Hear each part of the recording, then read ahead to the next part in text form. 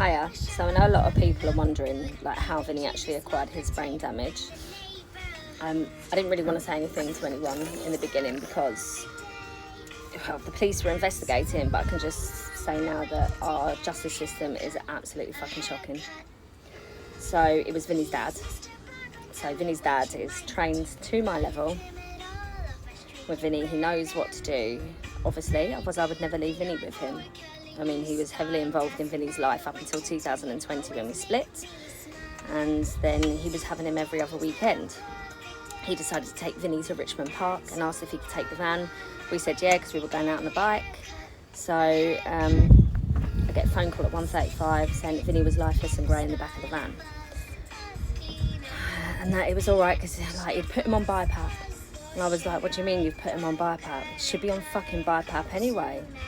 Turns out that he hadn't even taken his cough assist device with him, which could be used in an emergency to clear an airway. He was driving along, he didn't suction him, and Vinny ultimately choked to death in the back of the van.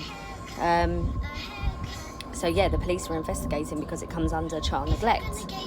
But now we have had word back in March that they won't be pressing charges or taking it to CPS because they can't prove that he willfully set out to harm Vinny. But obviously his decision that he made, which he has admitted he just didn't put him on it, was a decision that cost Vinny his life.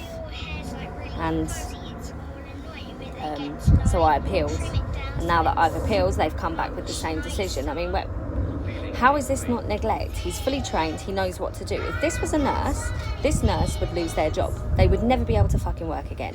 So why is it all right for him as his dad to have caused him so much hurt and pain? He's lost all his movement, he has epilepsy, now he has a floppy airway, and if that don't improve, we're probably looking at a tracheostomy and an event-dependent child. So it's just, honestly, this man has caused so much pain. He made that decision not to use a ventilator, and that decision cost Vinny his life. He was dead 20 minutes. And he's never going to be the same again. And the thing is, he's cognitively aware of it as well. So he's literally trapped inside his own body because that dickhead didn't do his job as a father correctly.